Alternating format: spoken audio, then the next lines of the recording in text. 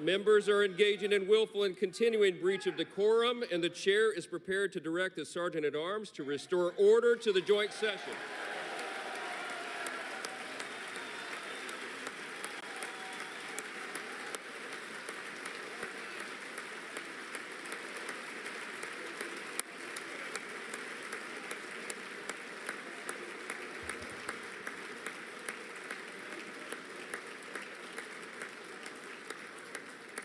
Mr. Green, take your seat.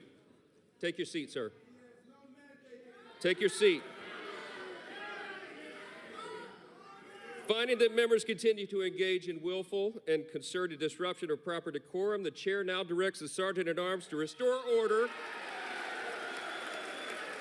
Remove this gentleman from the chamber.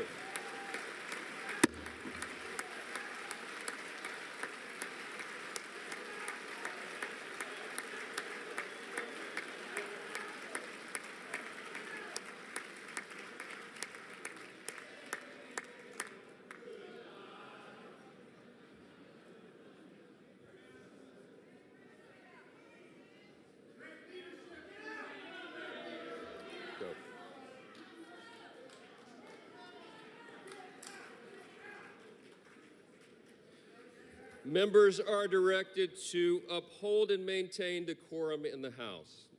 Mr. President, you continue. Thank you.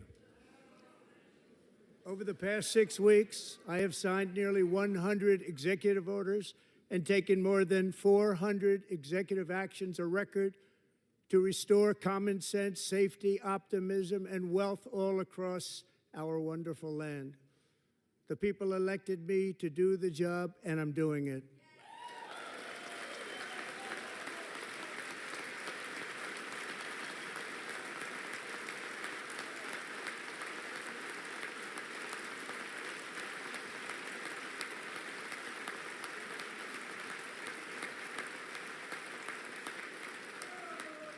In fact, it has been stated by many that the first month of our presidency, it's our presidency, is the most successful in the history of our nation.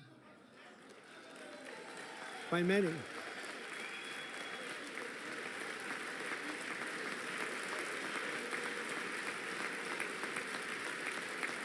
And what makes it even more impressive is that, do you know who number 2 is?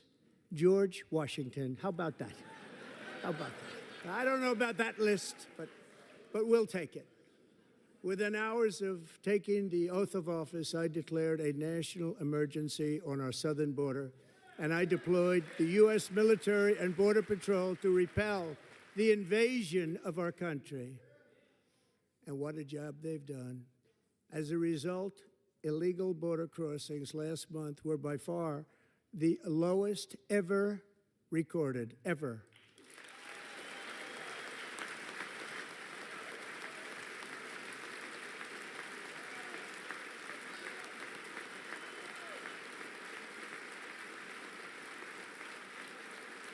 They heard my words and they chose not to come. Much easier that way. In comparison, under Joe Biden, the worst president in American history, there were hundreds of thousands of illegal crossings a month, and virtually all of them, including murderers, drug dealers, gang members, and people from mental institutions and insane asylums, were released into our country. Who would want to do that? This is my 5th such speech to Congress. And once again, I look at the Democrats in front of me, and I realize there is absolutely nothing I can say to make them happy or to make them stand or smile or applaud. Nothing I can do. I could find a cure to the most devastating disease, a disease that would wipe out entire nations, or announce the answers to the greatest economy in history, or the stoppage of crime to the lowest levels ever recorded. And these people sitting right here will not clap, will not stand, and certainly will not cheer for these astronomical achievements. They won't do it, no matter what. Five times I've been up here. It's very sad, and it just shouldn't be this way.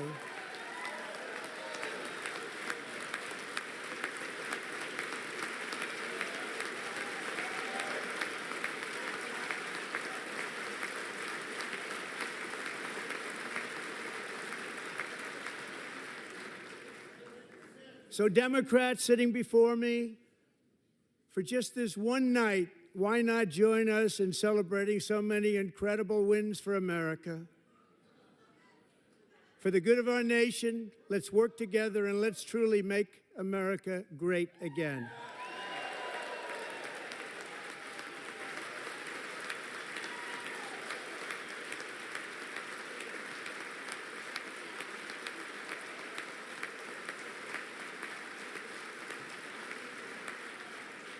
Every day, my administration is fighting to deliver the change America needs to bring a future that America deserves, and we're doing it. This is a time for big dreams and bold action. Upon taking office, I imposed an immediate freeze on all federal hiring, a freeze on all new federal regulations, and a freeze on all foreign aid.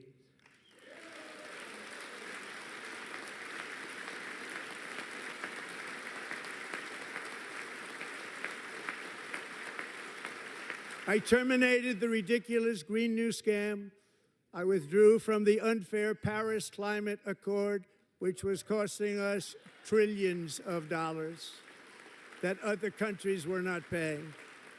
I withdrew from the corrupt World Health Organization.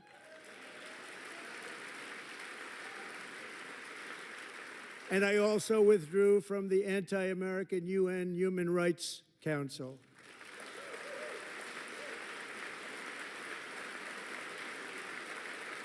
We ended all of Biden's environmental restrictions that were making our country far less safe and totally unaffordable. And importantly, we ended the last administration's insane electric vehicle mandate, saving our auto workers and companies from economic destruction.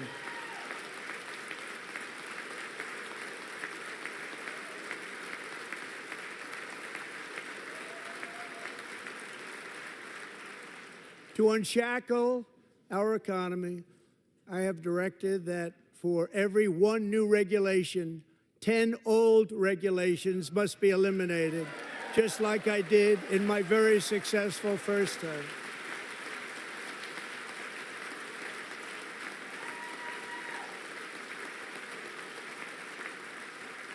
And in that first term, we set records on ending unnecessary rules and regulations like no other president had done before. We ordered all federal workers to return to the office. They will either show up for work in person or be removed from their job.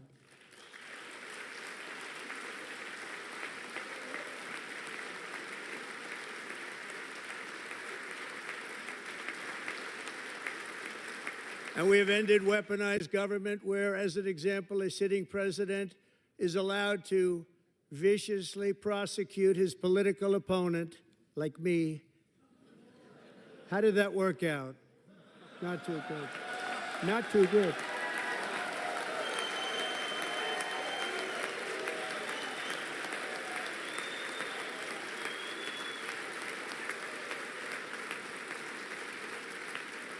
And I have stopped all government censorship and brought back free speech in America. It's back.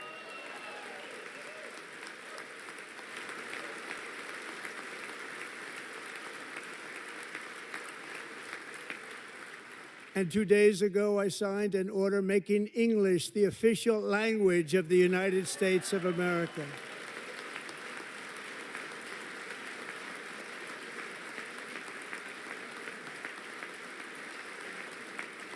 I renamed the Gulf of Mexico the Gulf of America.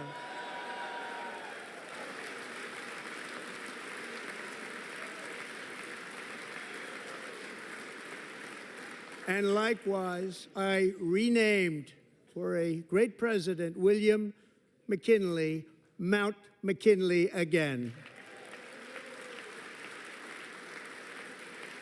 Beautiful Alaska. We love Alaska. We've ended the tyranny of so-called diversity, equity, and inclusion policies all across the entire federal government and indeed the private sector and our military. And our country will be woke no longer.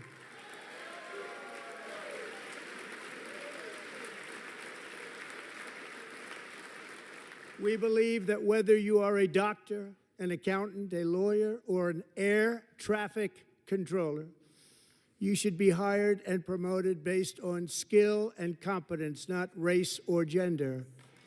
Very important.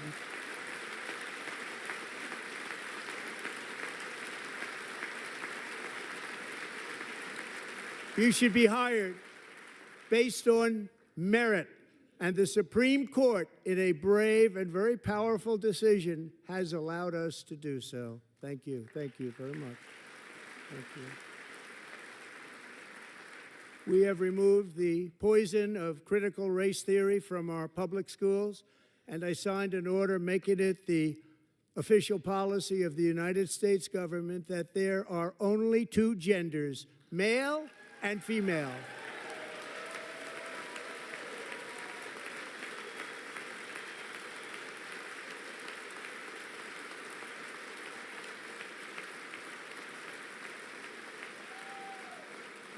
I also signed an executive order to ban men from playing in women's sports.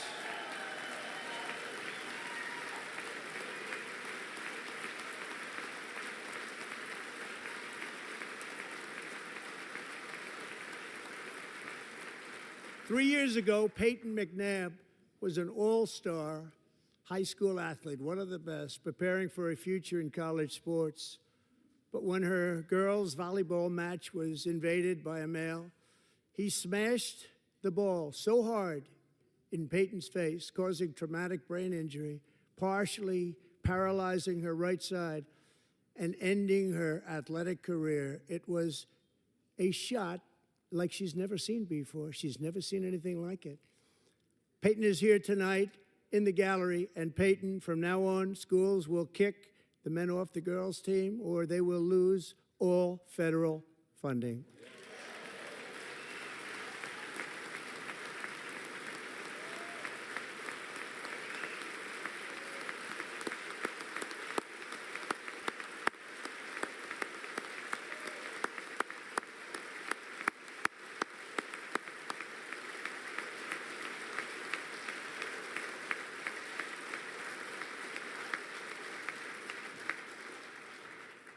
And if you really want to see numbers, just take a look at what happened in the women's boxing, weightlifting, track and field, swimming, or cycling, where a male recently finished a long-distance race 5 hours and 14 minutes ahead of a woman for a new record by 5 hours.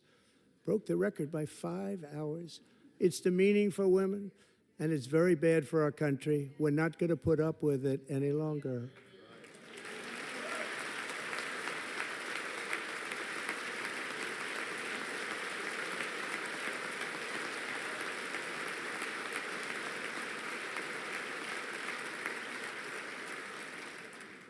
What I have just described is only a small fraction of the common sense revolution that is now, because of us, sweeping the entire world.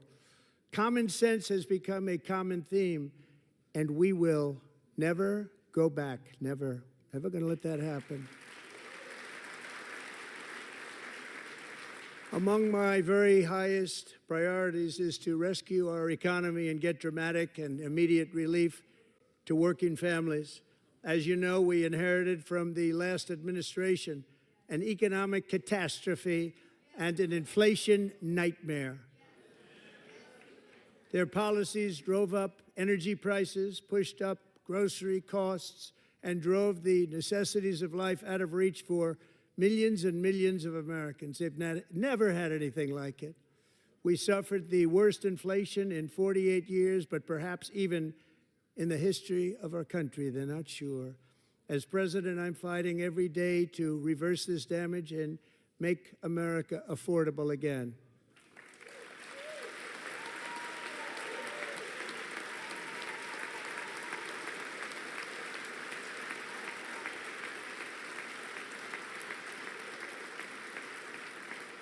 Joe Biden especially let the price of eggs get out of control. The egg price is out of control, and we're working hard to get it back down. Secretary, do a good job on that. You inherited a total mess from the previous administration. Do a good job.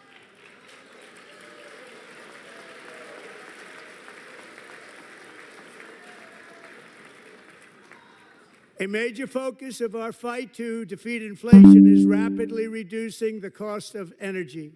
The previous administration cut the number of new oil and gas leases by 95%, slowed pipeline construction to a halt, and closed more than 100 power plants. We are opening up many of those power plants right now.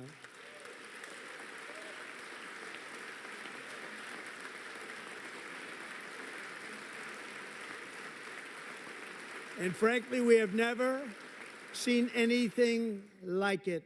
That's why on my first day in office, I declared a national energy emergency. As you've heard me say many times, we have more liquid gold under our feet than any nation on earth, and by far. And now I fully authorize the most talented team ever assembled to go and get it. It's called Drill, Baby, Drill.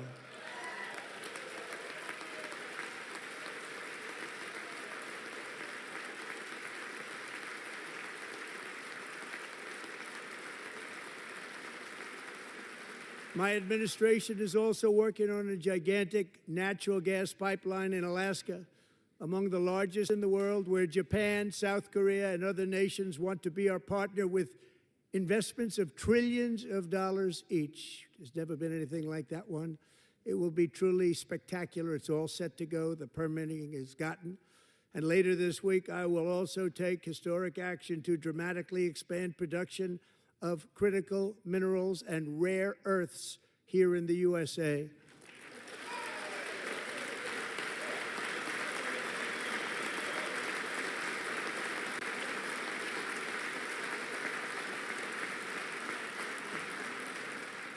To further combat inflation, we will not only be reducing the cost of energy, but we'll be ending the flagrant waste of taxpayer dollars.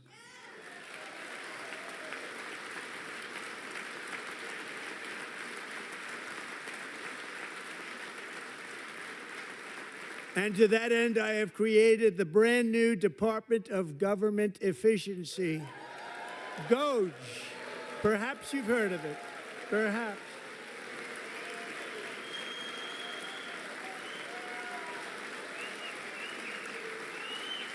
Which is headed by Elon Musk, who is in the gallery tonight.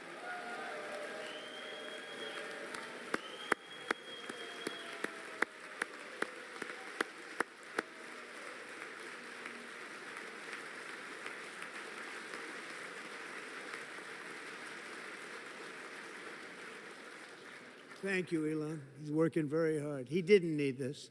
He didn't need this. Thank you very much. We appreciate it. Everybody here, even this side, appreciates it, I believe.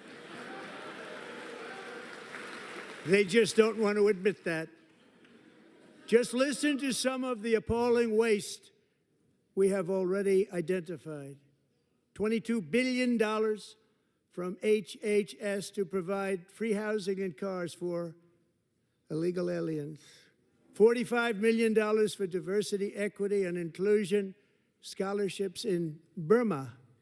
$40 million to improve the social and economic inclusion of sedentary migrants. Nobody knows what that is. $8 million to promote LGBTQI+ in the African nation of Lesotho, which nobody has ever heard of. $60 million for indigenous peoples and Afro-Colombian empowerment in Central America. $60 million. $8 million for making mice transgender. This is real.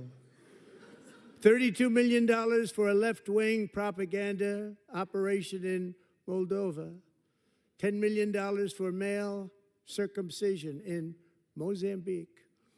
$20 million for the Arab Sesame Street in the Middle East. It's a program, $20 million for a program. $1.9 billion to recently created Decarbonization of Homes Committee, headed up, and we know she's involved. Just at the last moment, the money was passed over by a woman named Stacey Abrams. Have you ever heard of her? A $3.5 million consulting contract for lavish fish monitoring. $1.5 million for voter confidence in Liberia. $59 million for illegal alien hotel rooms in New York City. He's a real estate developer. He's done very well. $250,000 to increase vegan local climate action innovation in Zambia. $42 million for social and behavior change in Uganda. $14 million for improving public procurement in Serbia. $47 million for improving learning outcomes in Asia. Asia's doing very well with learning. I don't know what we're doing. We should use it ourselves. And $101 million for DEI contracts at the Department of Education, the most ever paid, nothing even like it. Under the Trump administration, all of these scams, and they're far worse, but I didn't think it was appropriate to talk about them. They're so bad. Many more have been found out and exposed and swiftly terminated by a group of very intelligent, mostly young people, headed up by Elon, and we appreciate it. We found hundreds of billions of dollars of fraud.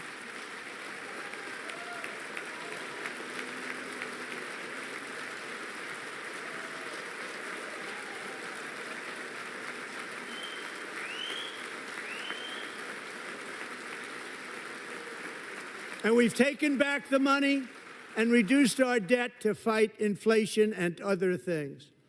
Taken back a lot of that money. We got it just in time. This is just the beginning. The Government Accountability Office, a federal government office, has estimated annual fraud of over $500 billion in our nation, and we are working very hard to stop it. We're going to. We're also identifying shocking levels of incompetence and probable fraud in the Social Security program for our seniors, and that our seniors and people that we love rely on. Believe it or not, government databases list 4.7 million Social Security members from people aged 100 to 109 years old.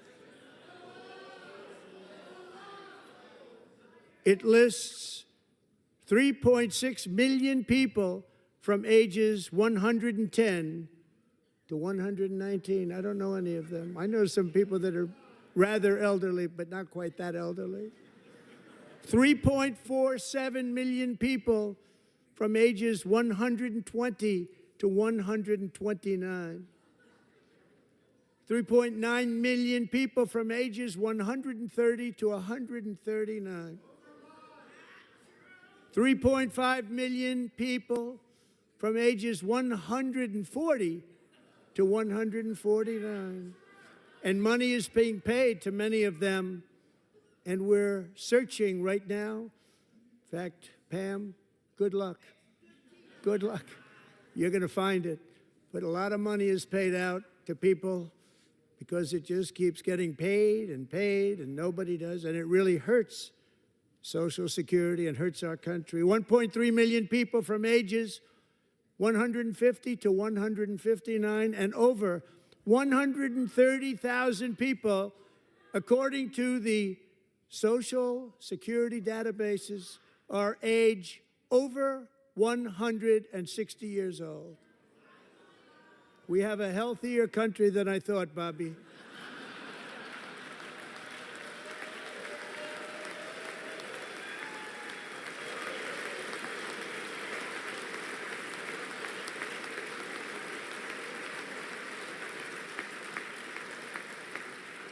Including, to finish, 1,039 people between the ages of 220 and 229 one person between the age of 240 and 249, and one person is listed at 360 years of age.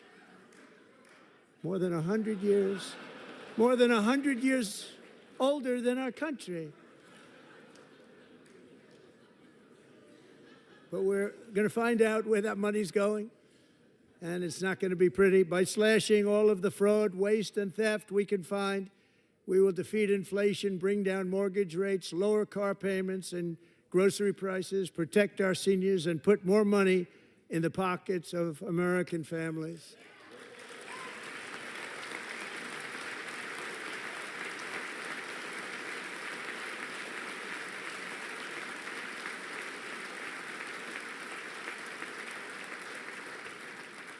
And today, interest rates took a beautiful drop, big, beautiful drop. It's about time.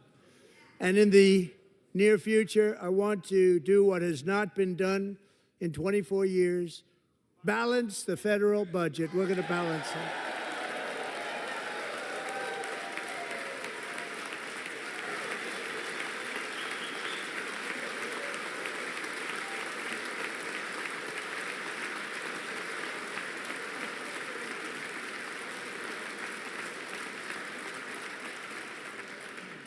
With that goal in mind, we have developed in great detail what we are calling the Gold Card, which goes on sale very, very soon.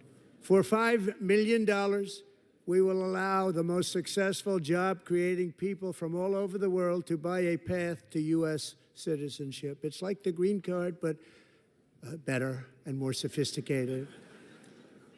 And these people will have to pay tax in our country. They won't have to pay tax from where they came. The money that they've made, you wouldn't want to do that, but they have to pay tax, create jobs.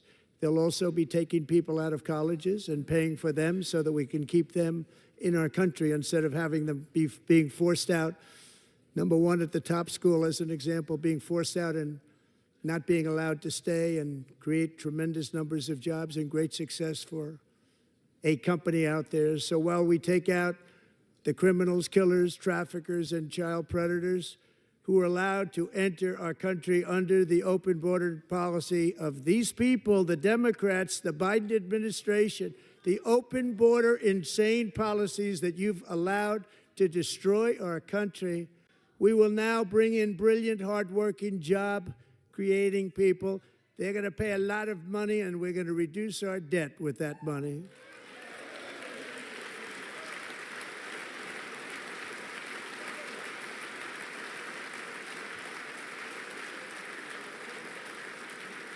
Americans have given us a mandate for bold and profound change. For nearly 100 years, the federal bureaucracy has grown until it has crushed our freedoms, ballooned our deficits, and held back America's potential in every possible way.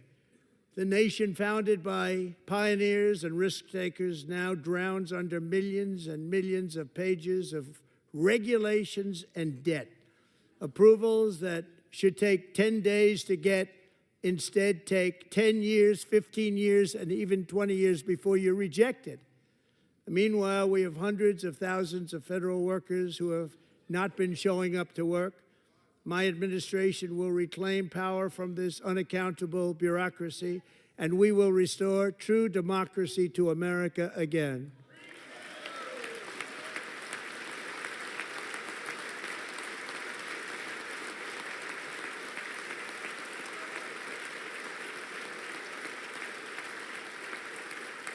And any federal bureaucrat who resists this change will be removed from office immediately. Because we are draining the swamp. It's very simple. And the days of rule by unelected bureaucrats are over.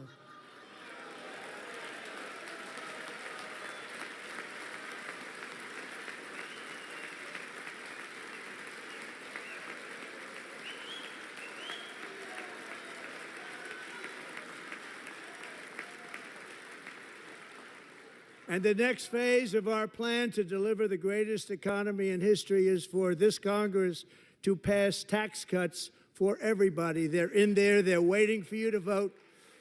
And I'm sure that the people on my right, I don't mean the Republican right, but my right here, I'm sure you're going to vote for those tax cuts, because otherwise I don't believe the people will ever vote you into office. So I'm doing you a big favor by telling you that. But I know this group is going to be voting for the tax cuts.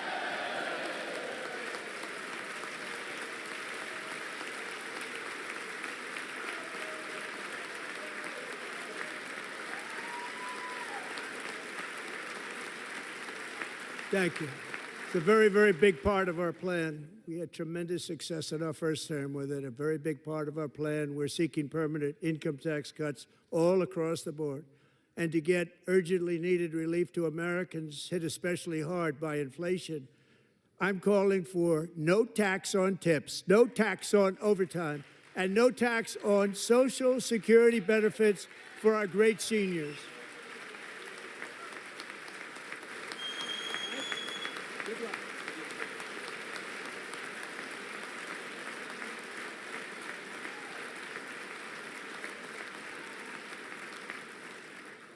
And I also want to make interest payments on car loans tax deductible, but only if the car is made in America.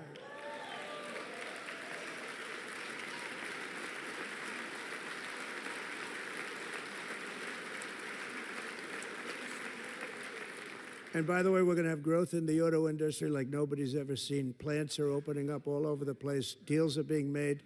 Never seen. That's a combination of the election win and tariffs. It's a beautiful word, isn't it?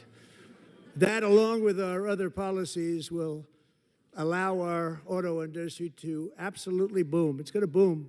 Spoke to the majors today, all three, the top people, and they're so excited. In fact, already numerous car companies have announced that they will be building massive automobile plants in America, with Honda just announcing a new plant in Indiana, one of the largest anywhere in the world.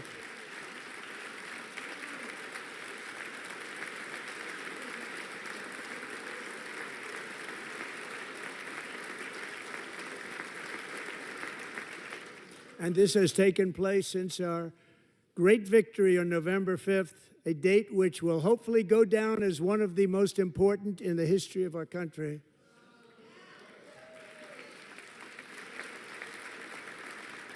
In addition, as part of our tax cuts, we want to cut taxes on domestic production and all manufacturing. And just as we did before, we will provide 100% expensing. It will be retroactive to January 20th, 2025. And it was one of the main reasons why our tax cuts were so successful in our first term, giving us the most successful economy in the history of our country. First term. We had a great first term.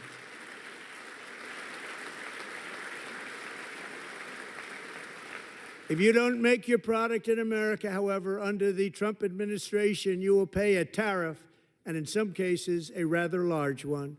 Other countries have used tariffs against us for decades, and now it's our turn to start using them against those other countries.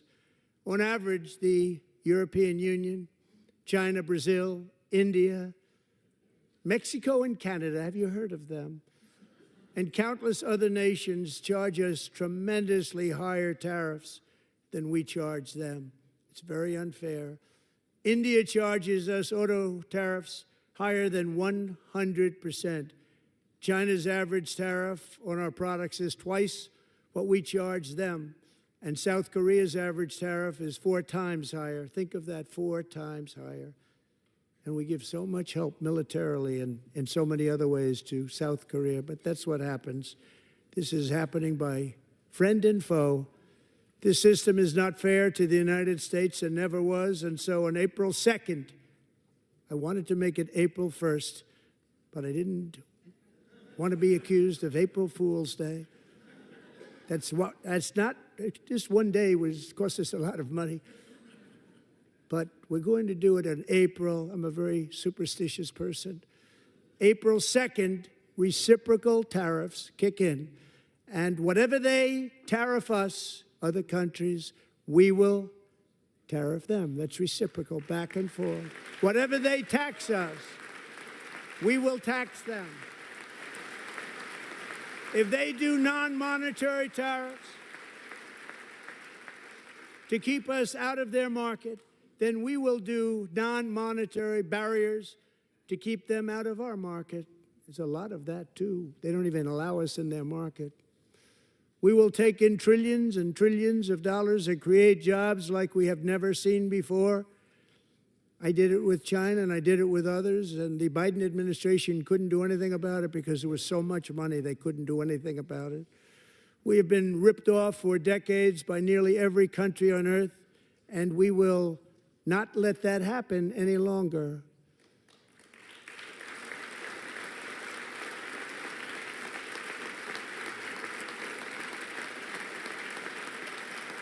Much has been said over the last 3 months about Mexico and Canada, but we have very large deficits with both of them. But even more importantly, they've allowed fentanyl to come into our country at levels never seen before, killing hundreds of thousands of our citizens and many very young, beautiful people, destroying families.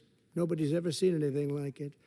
They are, in effect, receiving subsidies of hundreds of billions of dollars. We pay subsidies to Canada and to Mexico of hundreds of billions of dollars, and the United States will not be doing that any longer. We're not going to do it any longer.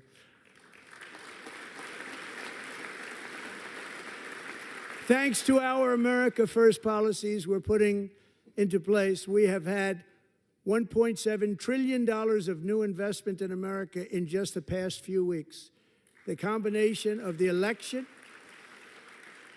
and our economic policies that people of SoftBank, one of the most brilliant anywhere in the world, announced a $200 billion investment. OpenAI and Oracle, Larry Ellison, announced $500 billion investment, which they wouldn't have done if Kamala had won. Apple announced $500 billion investment. Tim Cook called me. He said, I cannot spend it fast enough. It's going to be much higher than that, I believe. They'll be building their plants here instead of in China. And just yesterday, Taiwan Semiconductor, the biggest in the world, most powerful in the world, has a tremendous amount, 97% of the market, announced a $165 billion investment to build the most powerful chips on earth right here in the USA.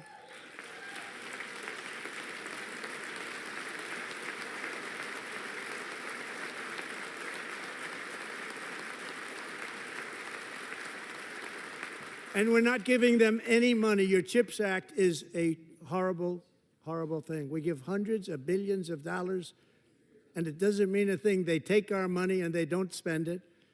All that meant to them, we're giving them no money. All that was important to them was they didn't want to pay the tariffs, so they came and they're building, and many other companies are coming. We don't have to give them money. We just want to protect our businesses and our people.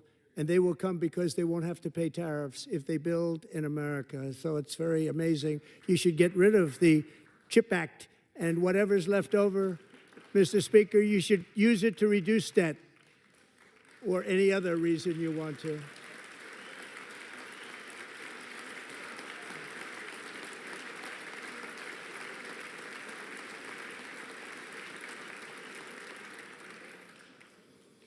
Our new trade policy will also be great for the American farmer. I love the farmer, who will now be selling into our home market, the USA, because nobody is going to be able to compete with you. Because those goods that come in from other countries and companies, they're really in a bad position in so many different ways. They're uninspected. They may be very dirty and disgusting, and they come in and they pour in, and they hurt our American farmers. The tariffs will go on agricultural product coming into America, and our farmers, starting on April 2nd, it may be a little bit of an adjustment period. We had that before when I made the deal with China, $50 billion of purchases, and I said, just bear with me, and they did. They did. Probably have to bear with me again, and this will be even better. That was great.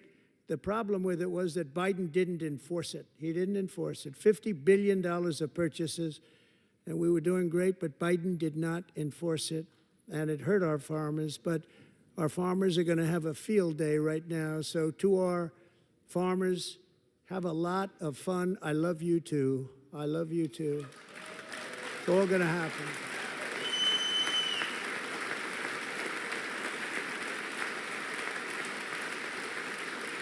And I have also imposed a 25% tariff on foreign aluminum, copper, lumber, and steel, because if we don't have, as an example, steel and lots of other things, we don't have a military, and frankly, we just won't have a country very long. Here today is a proud American steelworker, fantastic person from Decatur, Alabama, Jeff Denard. Has been working at the same steel plant for 27 years in a job that has allowed him to serve as the captain of his local volunteer fire department, raise 7 children with his beautiful wife, Nicole, and over the years provide a loving home for more than 40 foster children. So great, Jeff.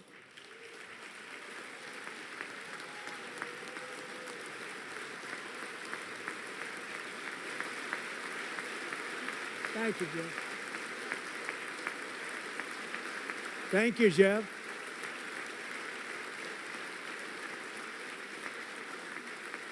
Stories like Jeff's remind us that tariffs are not just about protecting American jobs. They're about protecting the soul of our country. Tariffs are about making America rich again and making America great again, and it's happening, and it will happen rather quickly. There'll be a little disturbance, but we're okay with that. It won't be much. No, you're not. Oh. And look where Biden took us. Very low, the lowest we've ever been. Jeff, I want to thank you very much. And I also want to recognize another person who has devoted herself to foster care community. She works so hard on it. A very loving person, our magnificent First Lady of the United States.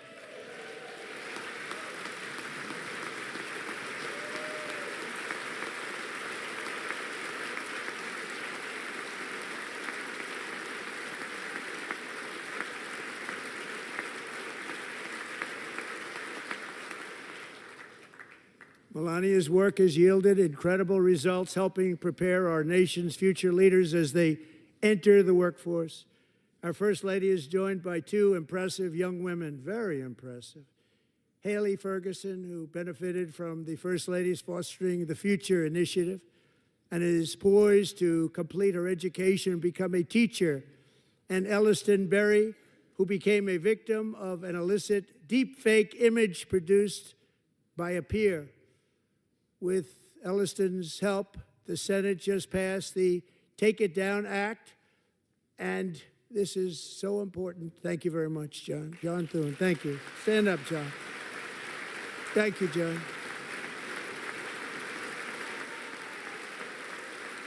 Thank you all very much.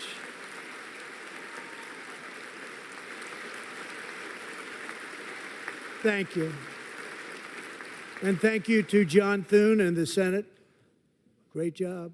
To criminalize the publication of such images online is a terrible, terrible thing. And once it passes the House, I look forward to signing that bill into law. Thank you. And I'm going to use that bill for myself, too, if you don't mind.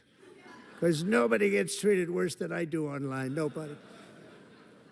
That's great. Thank you very much to the Senate. Thank you.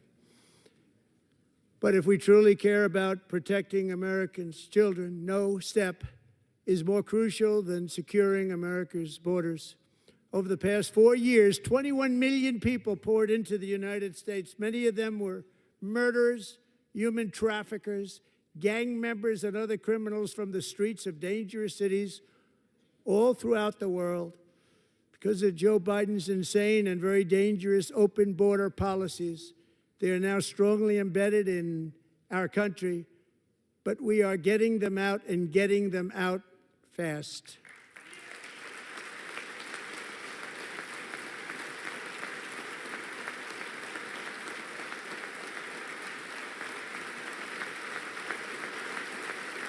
And I want to thank Tom Homan and Christy. I want to thank you and Paul of Border Patrol. I want to thank you. What a job they've all done. Everybody, Border Patrol, ICE, law enforcement in general is incredible. We have to take care of our law enforcement. Have to.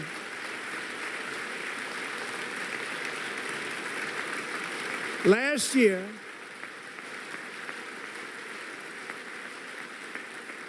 a brilliant 22-year-old nursing student named Laken Riley, the best in her class, admired by everybody, went out for a jog on the campus of the University of Georgia. That morning, Laken was viciously attacked, assaulted, beaten, brutalized, and horrifically murdered.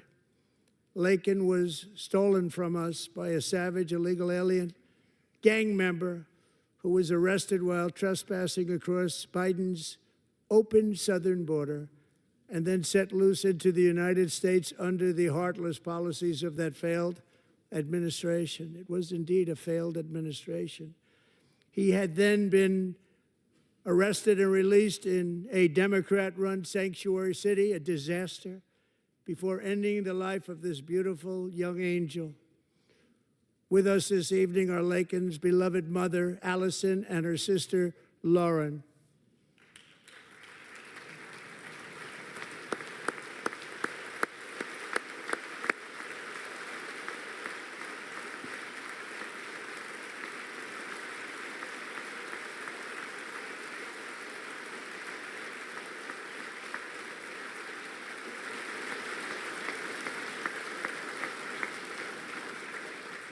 Last year, I told Laken's grieving parents that we would ensure their daughter would not have died in vain.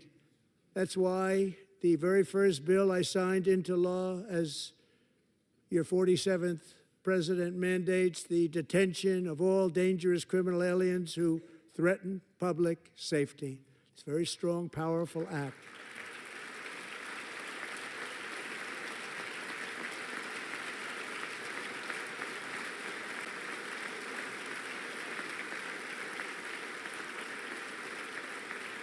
It's called the Laken-Riley Act. So Allison and Lauren, America will never, ever forget our beautiful Laken Hope Riley.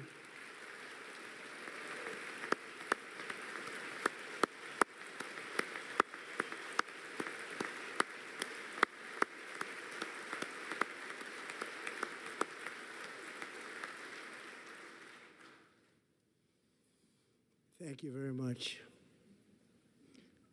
Since taking office, my administration has launched the most sweeping border and immigration crackdown in American history, and we quickly achieved the lowest numbers of illegal border crossers ever recorded. Thank you.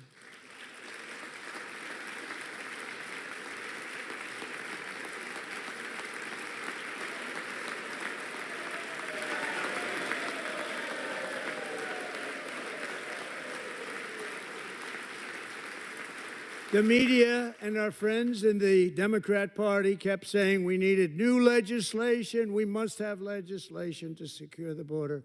But it turned out that all we really needed was a new president.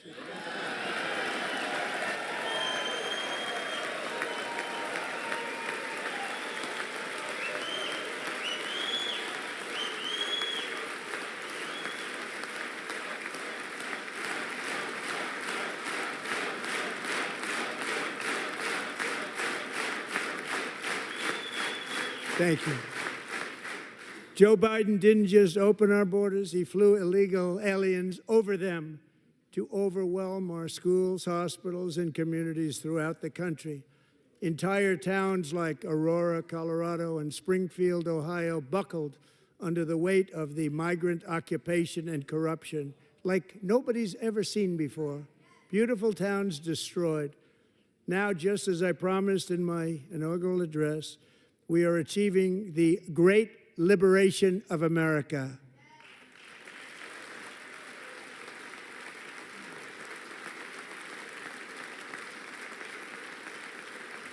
But there still is much work to be done. Here tonight is a woman I have gotten to know Alexis Nungary from Houston. Wonderful woman. Last June, Alexis's 12-year-old daughter, her precious Jocelyn, walked to a nearby convenience store. She was kidnapped, tied up, assaulted for 2 hours under a bridge, and horrifically murdered. Arrested and charged with this heinous crime are 2 illegal alien monsters from Venezuela, released into America by the last administration through their ridiculous open border. The death of this beautiful 12-year-old girl and the agony of her mother and family touched our entire nation greatly. Alexis, I promised that we would always remember your daughter, your magnificent daughter, and earlier tonight I signed an order keeping my word to you. One thing I have learned about Jocelyn is that she loved animals so much. She loved nature. Across Galveston Bay, from where Jocelyn lived in Houston, you will find a magnificent national wildlife refuge, a pristine, peaceful, 34,000-acre sanctuary for all of God's creatures on the edge of the Gulf of America. Alexis, moments ago, I formally renamed that refuge in loving memory of your beautiful daughter, Jocelyn. So, Mr. Vice President, if you would, may I have the order?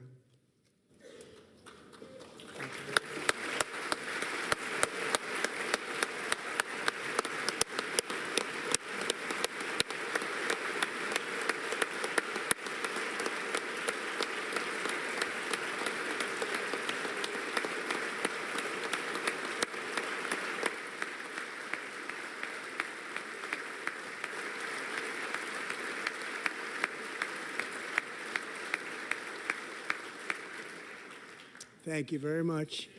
All 3 savages charged with Jocelyn and Lakin's murders were members of the Venezuelan prison gang, the toughest gang, they say, in the world, known as Tren de Aragua. 2 weeks ago, I officially designated this gang, along with MS-13 and the bloodthirsty Mexican drug cartels, as foreign terrorist organizations.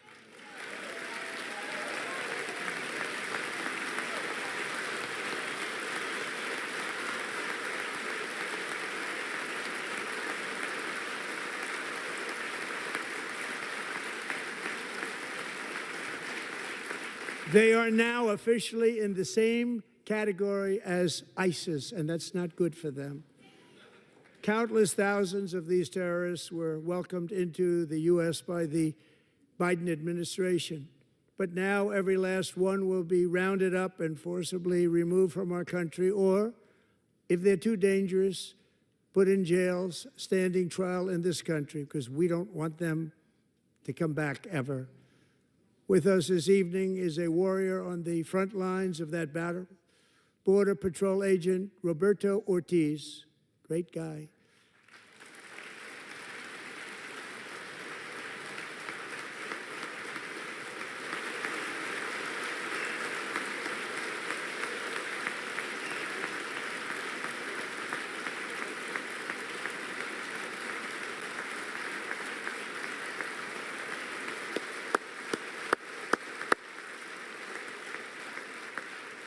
In January, Roberto and another agent were patrolling by the Rio Grande near an area known as Cartel Island. Doesn't sound too nice to me. When heavily armed gunmen started shooting at them, Roberto saw that his partner was totally exposed, at great danger, and he leapt into action, returning fire and providing crucial seconds for his fellow agent to seek safety, just barely.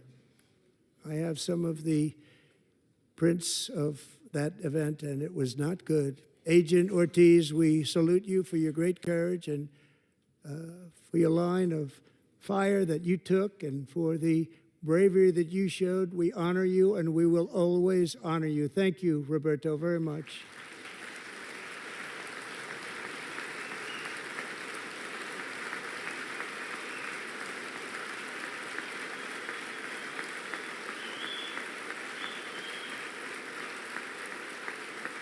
Thank you, Roberto. And I actually got to know him on my many calls to the border. He's a great, great gentleman. The territory to the immediate south of our border is now dominated entirely by criminal cartels that murder, rape, torture, and exercise total control. They have total control over a whole nation, posing a grave threat to our national security. The cartels are waging war in America, and it's time for America to wage war on the cartels, which we are doing.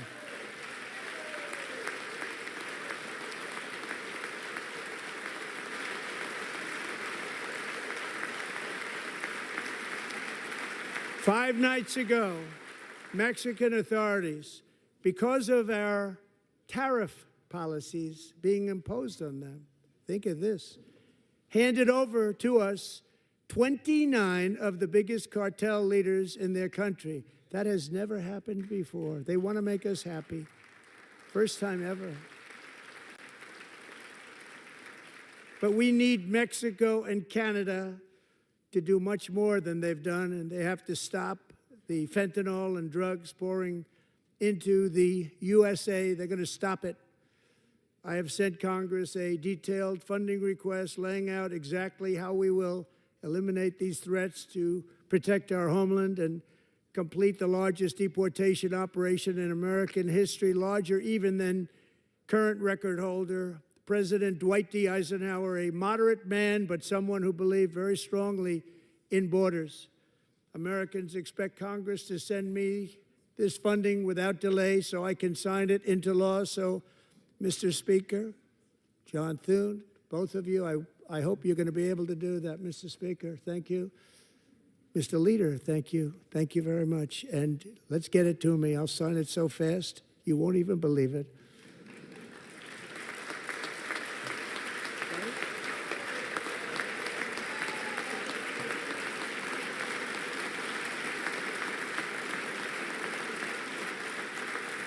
And as we reclaim our sovereignty, we must also bring back law and order to our cities and towns.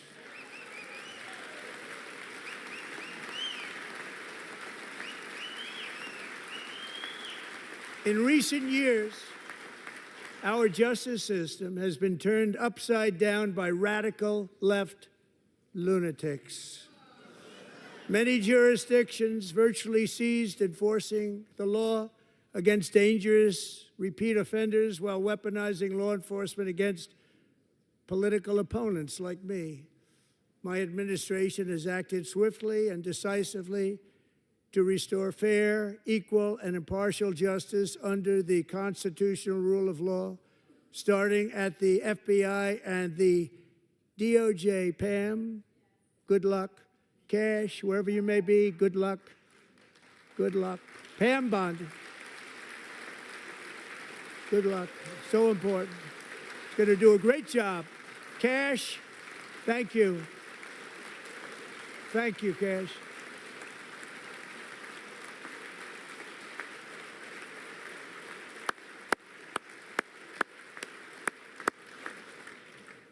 They've already started very strong. They're going to do a fantastic job. You're going to be very proud of them. We're also once again giving our police officers the support, protection, and respect they so dearly deserve. They have to get it. They have such a hard, dangerous job, but we're going to make it less dangerous. The problem is the bad guys don't respect the law, but they're starting to respect it, and they soon will respect it. This also includes our great fire departments throughout the country. Our firemen and women are unbelievable people, and we'll never forget them. And besides that, they voted for me in record numbers, so I have no choice.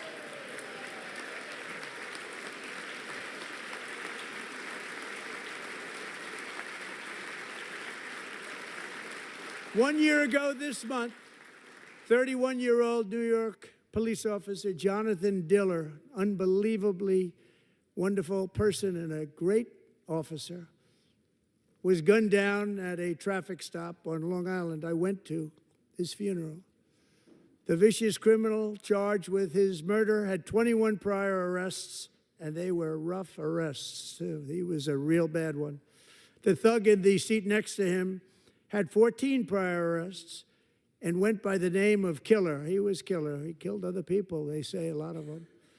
I attended Officer Diller's service, and when I met his wife and one-year-old son, Ryan, it was very inspirational, actually. His widow's name is Stephanie, and she is here tonight. Stephanie, thank you very much, Stephanie. Thank you very much.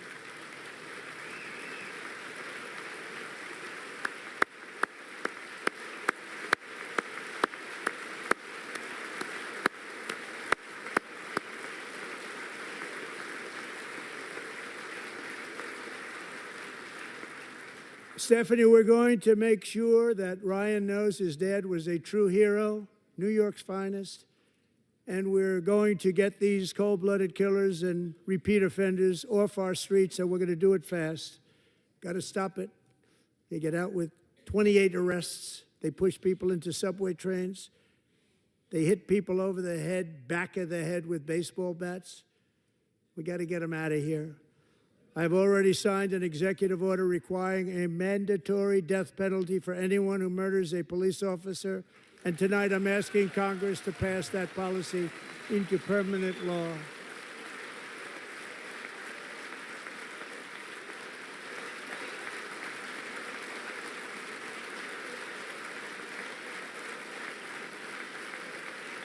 I'm also asking for a new crime bill getting tough on repeat offenders while enhancing protections for America's police officers so they can do their jobs without fear of their lives being totally destroyed.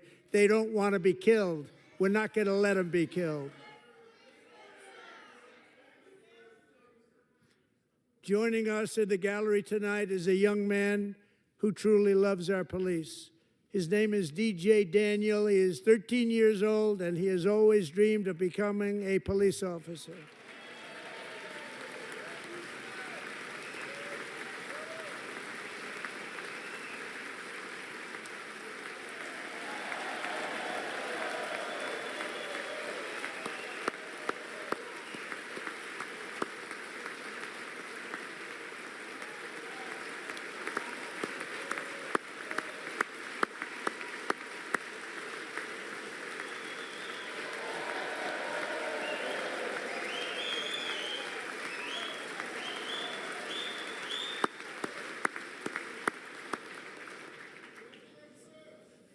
But in 2018, DJ was diagnosed with brain cancer.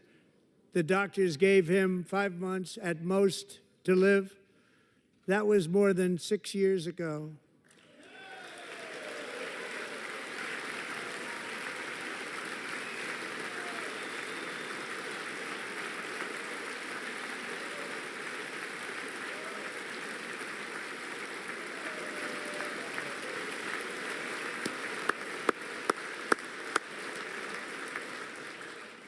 Since that time, DJ and his dad have been on a quest to make his dream come true, and DJ has been sworn in as an honorary law enforcement officer, actually a number of times. The police love him, the police departments love him. And tonight, DJ, we're going to do you the biggest honor of them all. I am asking our new Secret Service Director, Sean Curran, to officially make you an agent of the United States Secret Service.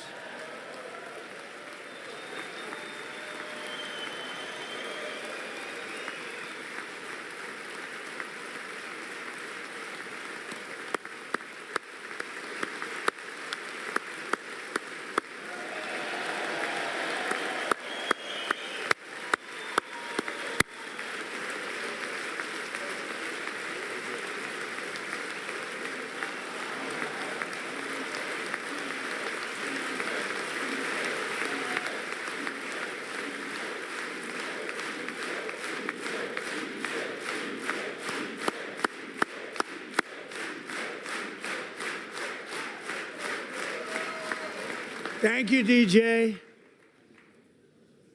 DJ's doctors believe his cancer likely came from a chemical he was exposed to when he was younger. Since 1975, rates of child cancer have increased by more than 40%. Reversing this trend is one of the top priorities for our new presidential commission to make America healthy again, chaired by our new Secretary of Health and Human Services, Robert F. Kennedy, Jr.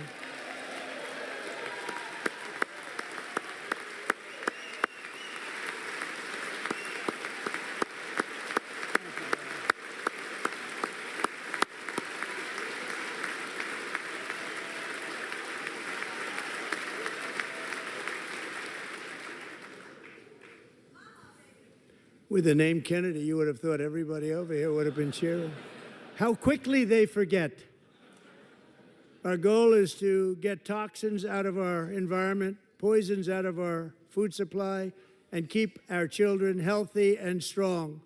As an example, not long ago, and you can't even believe these numbers, 1 in 10,000 children had autism, 1 in 10,000.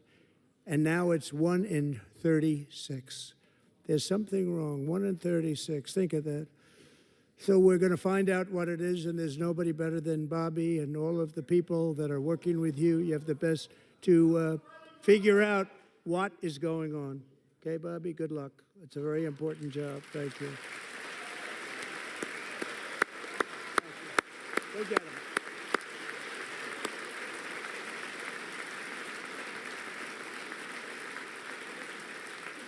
Thank you. My administration is also working to protect our children from toxic ideologies in our schools. A few years ago, January Littlejohn and her husband discovered that their daughter's school had secretly socially transitioned their 13-year-old little girl. Teachers and administrators conspired to deceive January and her husband. Pronouns.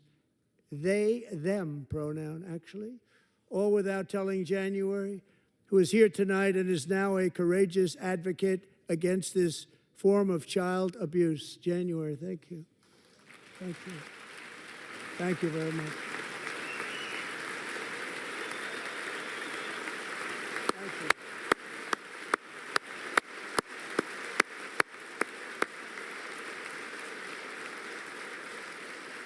Thank you. Stories like this are why, shortly after taking office, I signed an executive order banning public schools from indoctrinating our children with transgender ideology.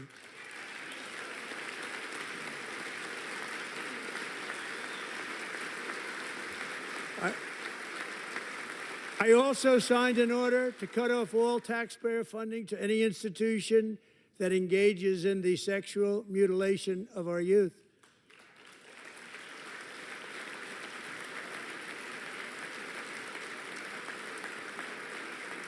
And now I want Congress to pass a bill permanently banning and criminalizing sex changes on children and forever ending the lie that any child is trapped in the wrong body.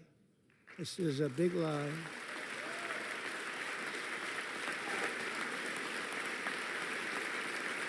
And our message to every child in America is that you are perfect exactly the way God made you.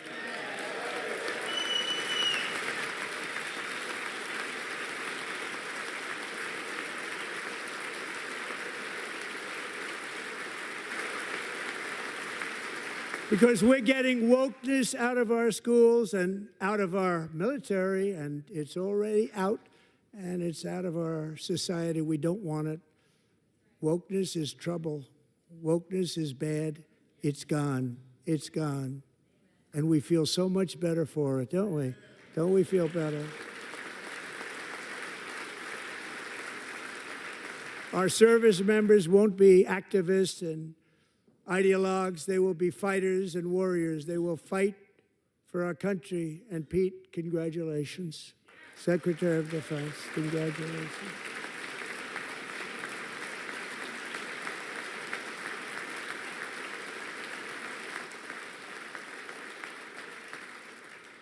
And he's not big into the woke movement, I can tell you.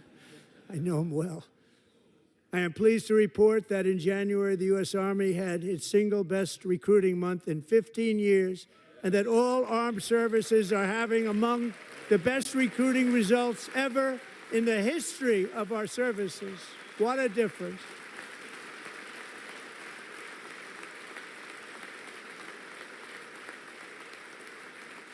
And you know, it was just a few months ago where the results were exactly the opposite. We couldn't recruit anywhere. We couldn't recruit.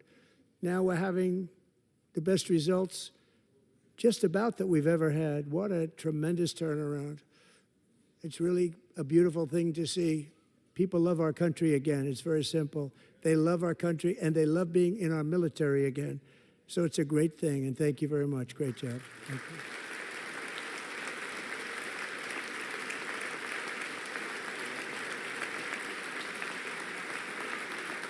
We're joined tonight by a young man, Jason Hartley, who knows the weight of that call of duty. Jason's father, grandfather, and great-grandfather all wore the uniform.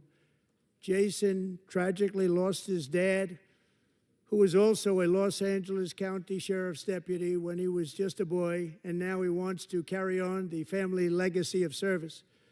Jason is a senior in high school, a six-letter varsity athlete, a really good athlete, they say, a brilliant student with a 4.46, that's good, GPA. And his greatest dream is to attend the U.S. Military Academy at West Point.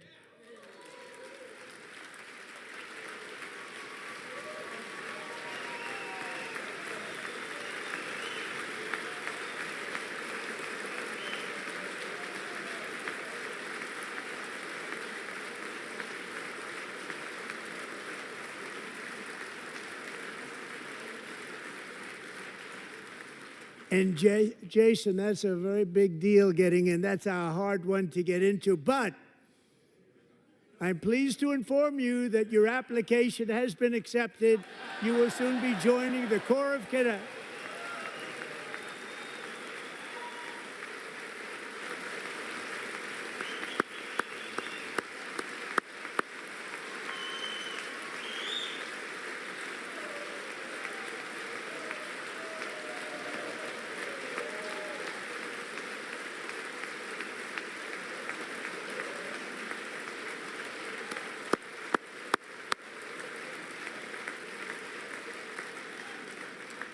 Thank you.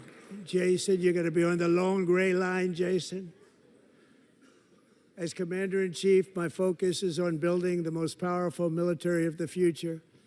As a first step, I'm asking Congress to fund a state-of-the-art Golden Dome missile defense shield to protect our homeland, all made in the USA.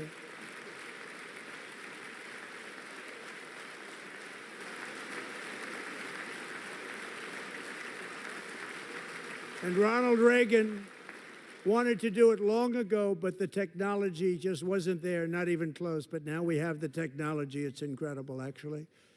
And other places, they have it. Israel has it. Other places have it. And the United States should have it too, right, Tim, right? They should have it too. So I want to thank you. But it's a very, very important. This is a very dangerous world. We should have it. We want to be protected, and we're going to protect our citizens like never before. To boost our defense industrial base, we are also going to resurrect the American shipbuilding industry, including commercial shipbuilding and military shipbuilding.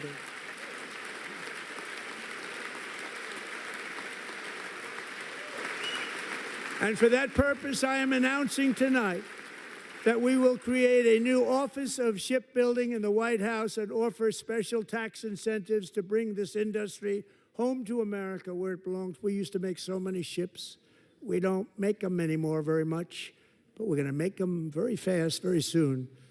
It will have a huge impact. To further enhance our national security, my administration will be reclaiming the Panama Canal, and we've already started doing it.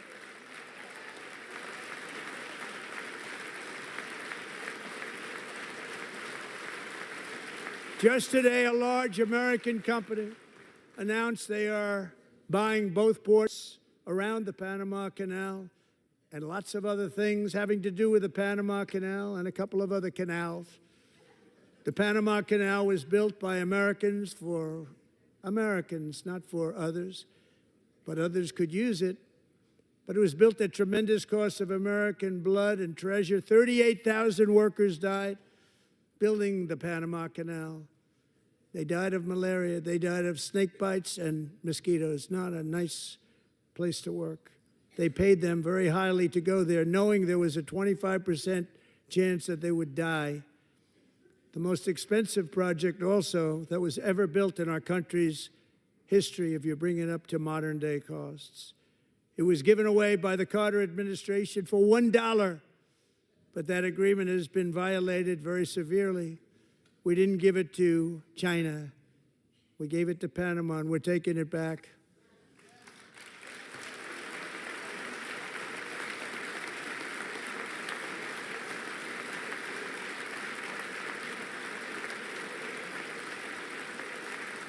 And we have Marco Rubio in charge. Good luck, Marco. Now, we know who to blame if anything goes wrong. Marco's been amazing, and he's going to do a great job. Think of it. He got 100 votes. You know, he was approved with actually 99, but the 100th was this gentleman, and I feel very certain. So let's assume he got 100 votes. And I'm either very, very happy about that or I'm very concerned about it. But he's already proven. I mean, he's a great gentleman. He's respected by everybody, and we appreciate you voting for Marco. He's going to do a fantastic job. Thank you. Thank you. He's doing a great job. Great job. And I also have a message tonight for the incredible people of Greenland. We strongly support your right to determine your own future. And if you choose, we welcome you into the United States of America. We need Greenland for national security and even international security, and we're working with everybody involved to try and get it. But we need it really for international world security, and I think we're going to get it. One way or the other, we're going to get it. We will keep you safe. We will make you rich, and together we will take Greenland to heights like you have never thought possible before. It's a very small population, but very, very large piece of land and very, very important for military security. America is once again standing strong against the forces of radical Islamic terrorism. 3.5 years ago, ISIS terrorists killed 13 American service members and countless others in the Abbey Gate bombing during the disastrous and incompetent withdrawal from Afghanistan. Not that they were withdrawing, it was the way they withdrew. Perhaps the most embarrassing moment in the history of our country. Tonight, I am pleased to announce that we have just apprehended the top terrorist responsible for that atrocity, and he is right now on his way here to face the swift sword of American justice.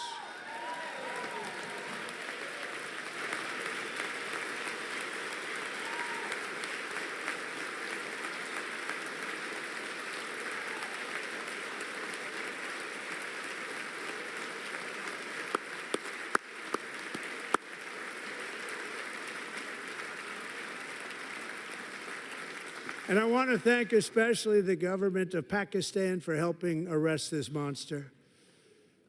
This was a very momentous day for those 13 families who I actually got to know very well, most of them, whose children were murdered, and the many people that were so badly, over 42 people, so badly injured on that fateful day in Afghanistan. What a horrible day. Such incompetence was shown. That when Putin saw what happened, I guess he said, wow, maybe this is my chance. That's how bad it was. Should have never happened. Grossly incompetent people. I spoke to many of the parents and loved ones, and they're all in our hearts tonight. Just spoke to them on the phone. We had a big call. Every one of them called, and everybody was on the line, and they did nothing but cry with happiness. They were very happy, as happy as you can be under those circumstances. Their child, brother, sister, son, daughter was killed for no reason whatsoever. In the Middle East, we're bringing back our hostages from Gaza. In my first term, we achieved one of the most groundbreaking peace agreements in generations, the Abraham Accords.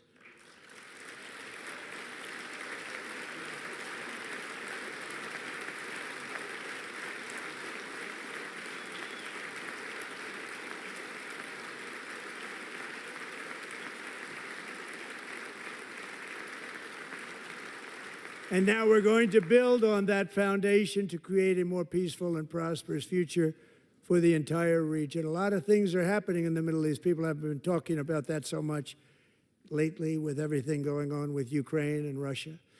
But a lot of things are happening in the Middle East. It's a rough neighborhood, actually. I'm also working tirelessly to end the savage conflict in Ukraine.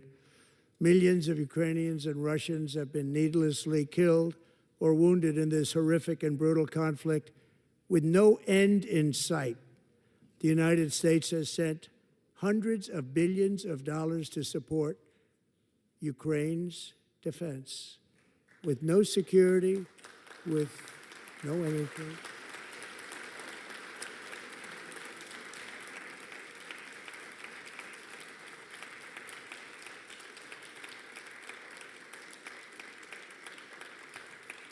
Do you want to keep it going for another 5 years?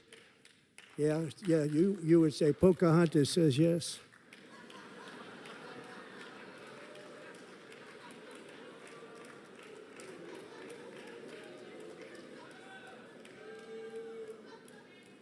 "2,000 people are being killed every single week. More than that. They're Russian young people. They're Ukrainian young people. They're not Americans. But I want it to stop. Meanwhile, Europe has sadly spent more money buying Russian oil and gas than they have spent on defending Ukraine, by far. Think of that. They've spent more buying Russian oil and gas than they have defending. And we've spent perhaps $350 billion, like taking candy from a baby. That's what happened. And they've spent $100 billion. What a difference that is. And we have an ocean separating us, and they don't. But we're getting along very well with them, and lots of good things are happening. Biden has authorized more money in this fight than Europe has spent, by billions and billions of dollars. It's hard to believe that they wouldn't have stopped it and said at some point, come on, let's equalize. You got to be equal to us. But that didn't happen. Earlier today, I received an important letter from President Zelensky of Ukraine. The letter reads, Ukraine is ready to come to the negotiating table as soon as possible to bring lasting peace closer. Nobody wants peace more than the Ukrainians, he said. My team and I stand ready to work under President Trump's strong leadership to get a peace that lasts. We do really value how much America has done to help Ukraine maintain its sovereignty and independence. Regarding the agreement on minerals and security, Ukraine is ready to sign it at any time that is convenient for you. I appreciate that he sent this letter, just got it a little while ago. Simultaneously, we've had serious discussions with Russia and have received strong signals that they are ready for peace. Wouldn't that be beautiful? Wouldn't that be beautiful?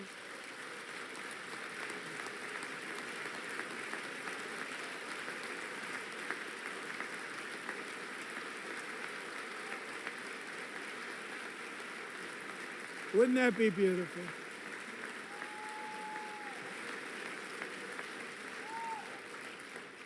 It's time to stop this madness. It's time to halt the killing. It's time to end the senseless war. If you want to end wars, you have to talk to both sides. Nearly 4 years ago, amid rising tensions, a history teacher named Mark Fogel was detained in Russia and sentenced to 14 years in a penal colony. Rough stuff. The previous administration barely lifted a finger to help him. They knew he was innocent, but they had no idea where to begin. But last summer, I promised his 95-year-old mother, Malphine, that we would bring her boy safely back home. After 22 days in office, I did just that, and they are here tonight.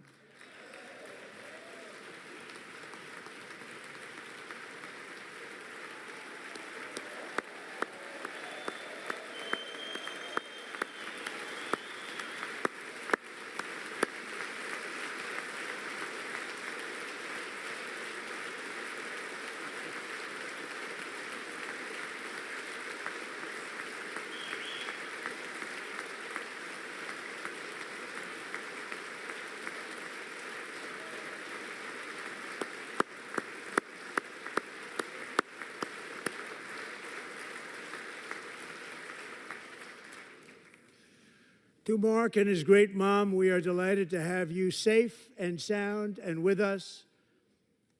As fate would have it, Mark Fogel was born in a small rural town in Butler, Pennsylvania. Have you heard of it? Where his mother has lived for the past 78 years. I just happened to go there last July 13th for a rally.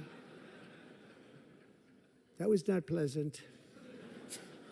And that is where I met his beautiful mom right before I walked onto that stage. And I told her I would not forget what she said about her son. And I never did I? Never forgot.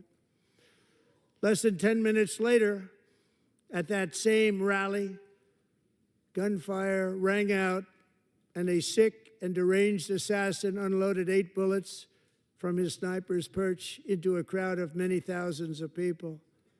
My life was saved by a fraction of an inch, but some were not so lucky. Corey Comparator was a firefighter, a veteran, a Christian, a husband, a devoted father, and above all, a protector. When the sound of gunshots pierced the air, it was a horrible sound. Corey knew instantly what it was and what to do.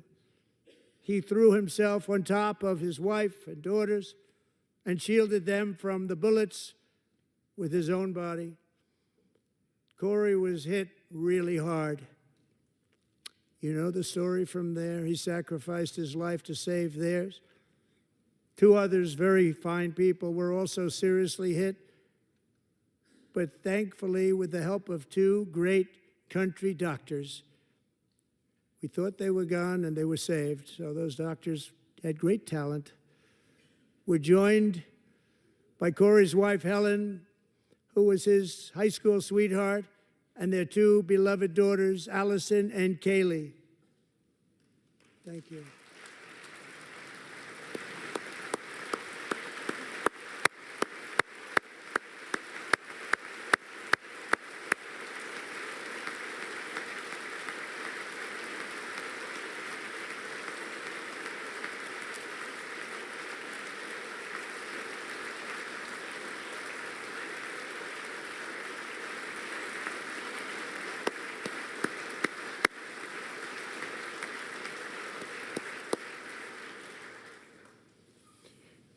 To Helen, Allison, and Kaylee, Corey is looking down on his 3 beautiful ladies right now, and he is cheering you on. He loves you. He is cheering you on.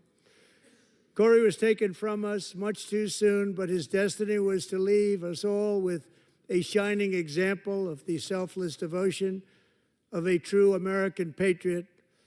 It was love like Corey's that built our country, and it's love like Corey's that is going to make our country more majestic than ever before. I believe that my life was saved that day in Butler for a very good reason. I was saved by God to make America great again. I believe that. Thank you. Thank you.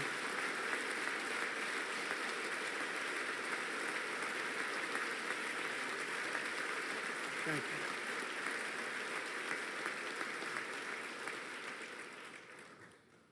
Thank you very much. From the patriots of Lexington and Concord to the heroes of Gettysburg and Normandy, from the warriors who crossed the Delaware to the trailblazers who climbed the Rockies, and from the legends who soared at Kitty Hawk to the astronauts who touched the moon, Americans have always been the people who defied all odds, transcended all dangers, made the most extraordinary sacrifices, and did whatever it took to defend our children, our country, and our freedom.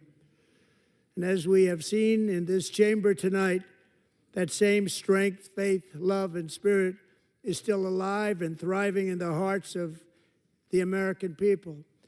Despite the best efforts of those who would try to censor us, silence us, break us, destroy us, Americans are today a proud, free, sovereign, and independent nation that will always be free, and we will fight for it till death. We will never let anything happen to our beloved country, because we are a country of doers, dreamers, fighters, and survivors.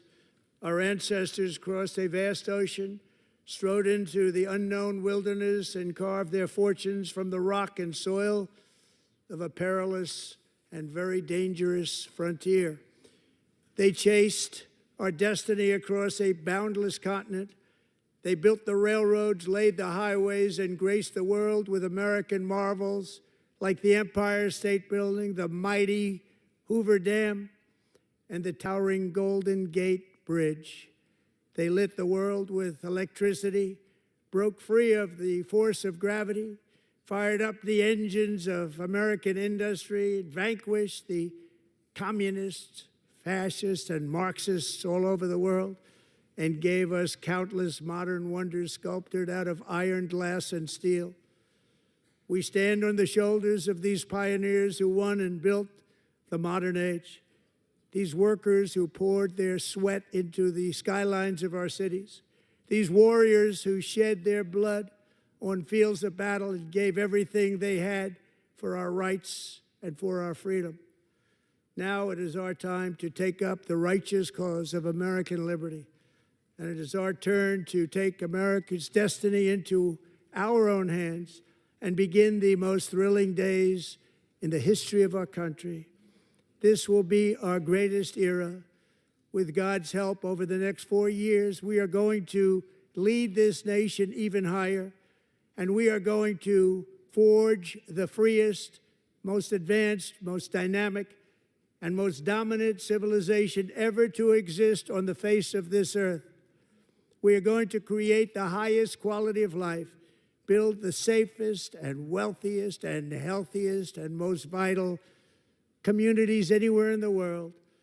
We are going to conquer the vast frontiers of science, and we are going to lead humanity into space and plant the American flag on the planet Mars and even far beyond.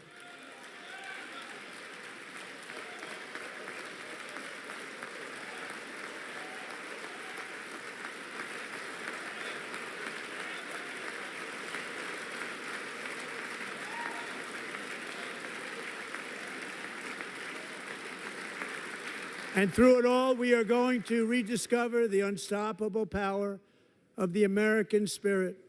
And we are going to renew unlimited promise of the American dream. Every single day, we will stand up and we will fight, fight, fight for the country our citizens believe in and for the country our people deserve.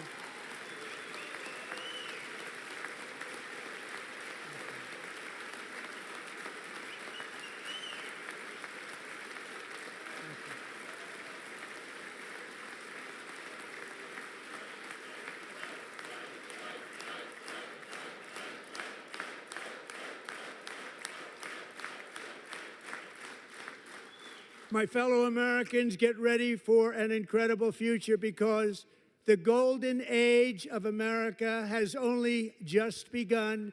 It will be like nothing that has ever been seen before. Thank you, God bless you, and God bless America.